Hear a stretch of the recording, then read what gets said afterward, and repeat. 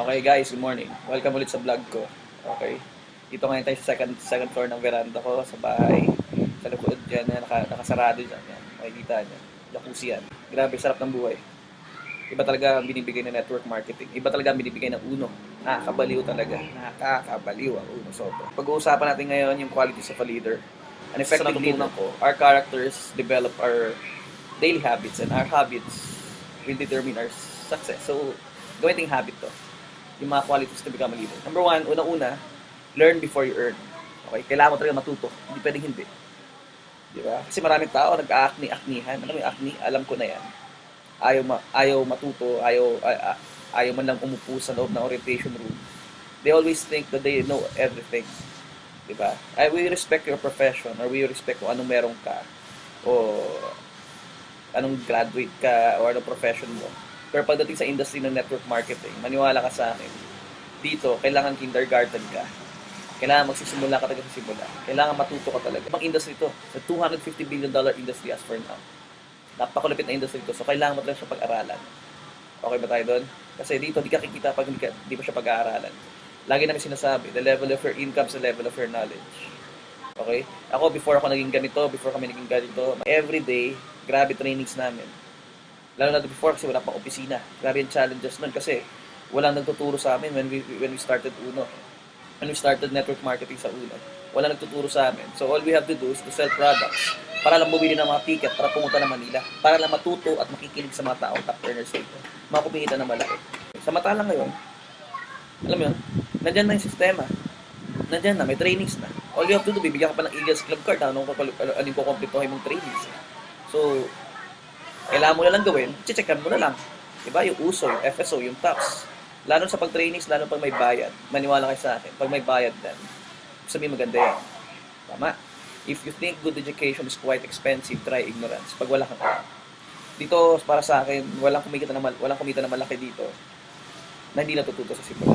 Okay? So, kailangan ikaw, all you have to do is humble down. Okay guys, number ka. Attend ka na mga trainings, for the moon. Attend ka. Learn. Okay? Kailangan pangarap mo napakalaki. Hindi pwede hindi. Kasi tinan mo nabuhay ka na, minsan ka na nabubuhay, liliitan mo pa pangarap mo. Kailangan lupitan mo na yung pangarap mo talaga. Hindi pwedeng, alam mo yun, maliit yung pangarap. Sabi ko nga, lahat binigay na sa atin. Binigay ni Lord lahat. Okay? Para bang binigyan tayo ng malaking ATM, para tayong binigyan ng malaking bangko. Kaya problema sa atin, wini-withdraw lang natin yung konti. Hindi naman masama yun. Pero kaso nga lang, binigay na nga sa atin lahat. So, kailangan pangarapin mo talaga. Okay? Kailangan malupit yung pangarap mo. Huwag mo tipirin. Kasi, whether you like or not, kukunin mo naman talaga yan. Hindi naman pwedeng hindi mo kukunin yan. Tama? At least, this time around, kasi alam mo na leader ka, alam mo makukuha mo siya. So, dream big. Okay? There's this, isa sa malupit na idol ko na sa, alam mo yun, isa sa mga tycoons dito sa Philippines is Mr. Henry C. Okay?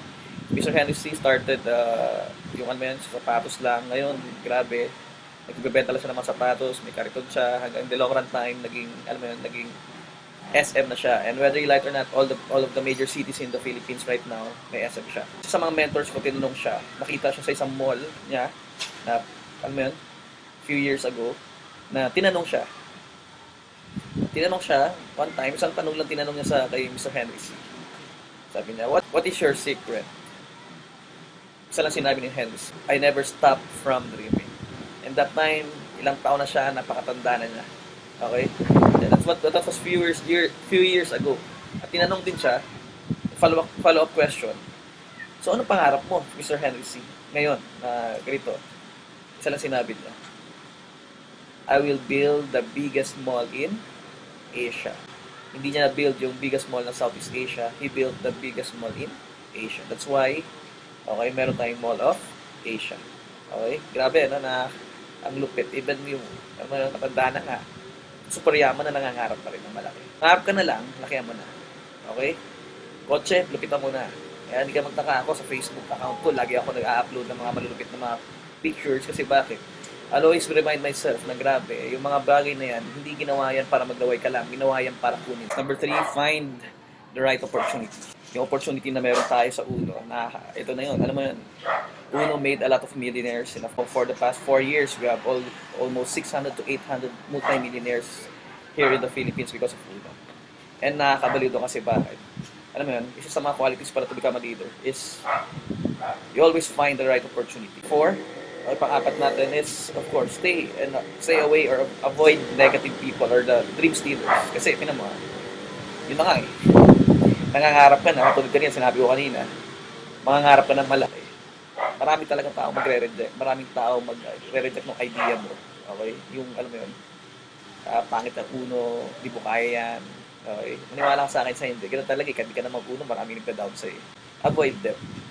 Huwag ka sumama sa kanila. Ako, suggestion ko, sumama sa mataong effective people, sumama sa mataong productive, sumama sa mataong leaders. Katulad mo. Di ba? Katulad ni the great golfer, yung champion, si Tiger Woods. He was asked before na bakit siya naging champion. Okay? Sabi niya, hindi siya sumasama sa mga bagito.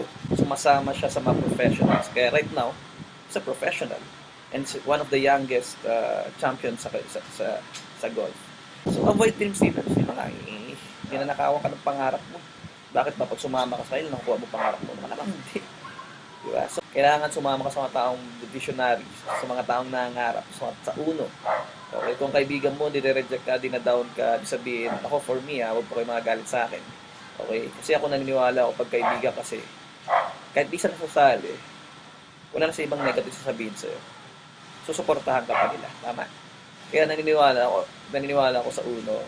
Okay? Dito ka makakuha ng mundo. Makikita ng kapit na kaibigan. Kasi bakit? Tinutulungan, lahat na yung tutulungan pataas. Sa mo sila. Parang, pupo. Ano yung pupo? Okay, manure. Iwasan mo lang. Okay. Wala kang mapuntahan dyan. Pag sumama ka sa kanila o makikinig ka sa kanila. Okay, makinig ka sa mga tao kumikita ng malaki. Number 5, be a team player. Okay, hindi pwedeng ikaw lang mag-isa.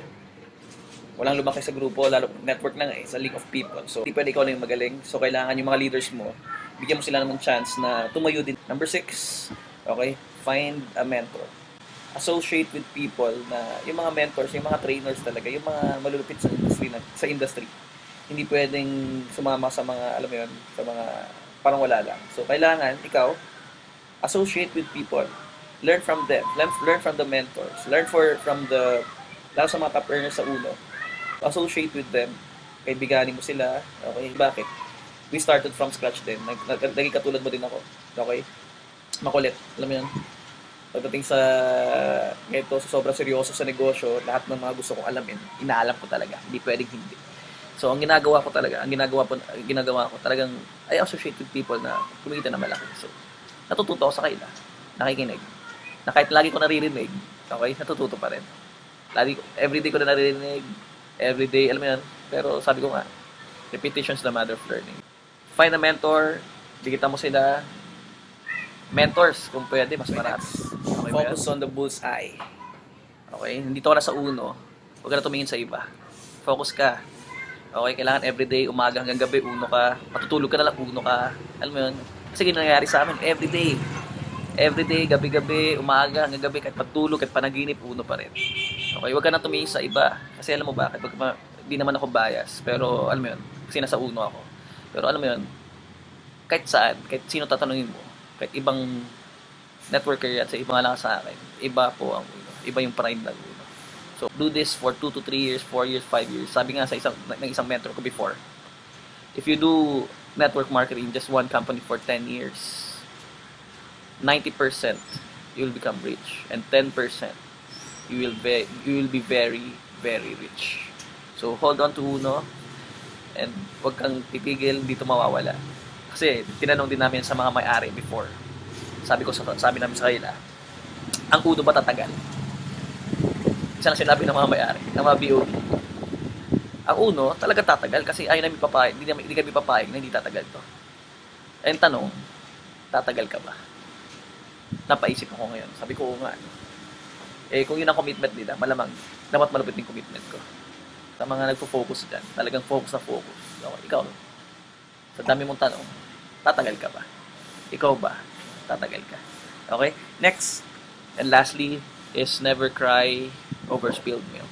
Sabihin, never cry over spilled milk. Nabuhos na nga, iniiyak mo pa. Alam mo yun, nangyari na mga failures me before, Huwag mo nang balikan. Problema before, huwag mo na publikan. Sa example, ang iba, ba't ayaw nila mag-network kasi nasunog sila before sa network marketing. Alam mo yun, dati yun eh. Iba naman yung uno eh. Okay, so ibig ko sabihin, iba kasi nabubuhay sa before. Alam mo yun, sa past. Your past will not determine your future. What you do today, every day will determine your future. Lalo sa mga nagsisimula na sa mga umahataw na, nawawala yung grupo, okay lang yan. Dati yun. Sa problema ka, dati yun. Start over right now. Start kasi mula. Yun yung the best part sa isang leader kasi bakit? Anytime they can start again. They can build again. Maganda kasi ba't every time nagkakamali ka, before, ngayon, nagkakamali ka, kasi hindi mo naman mapipigilan yan. The long run time, maging matututo ka. Alam mo yun, nade-develop ka.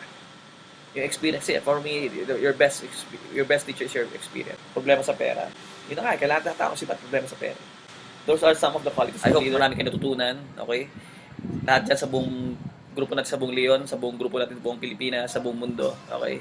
Ako yung mismong lalapit sa inyo. Thank you for listening, and humayo kayo at magpakarami. Good morning and God bless. Hallelujah. Power.